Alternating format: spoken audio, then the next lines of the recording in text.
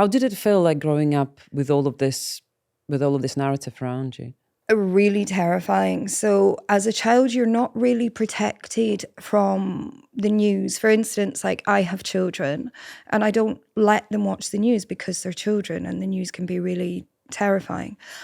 But when I was young, it was that the news was kind of like cause for celebration. So anytime anything bad happened, it was oh, this must be it. This must be the beginning of the end.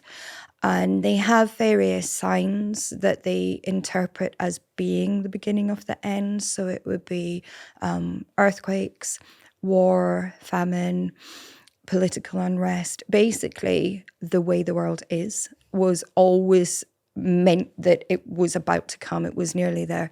So as a child, I was really, really terrified.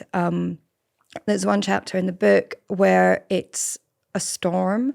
I think it was in 1987. There was like a really severe hurricane and lots of trees were destroyed. And we had that kind of tail end of the storm in the UK and in the borders where I lived. And I was convinced that was it. And the storm went all night long and I woke up and there was no power.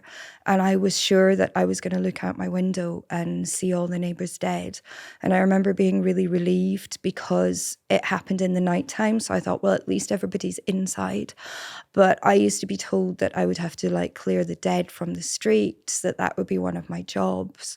I used to also get told that my grandparents would die because they didn't believe in God and that the rest of my mom's family would too. And I was terrified about having to see that and having to see their bodies too. So it was a really strange system to grow up within. It was also really difficult because I was meant to witness to people at school, but I didn't want to be the weird kid going in with the magazines, and I was supposed to give them to my teacher as well. But I didn't want to do it, but I felt a huge amount of guilt for not doing it as well. So I kind of grew up always feeling like I wasn't good enough because I wasn't quite doing what I was meant to do.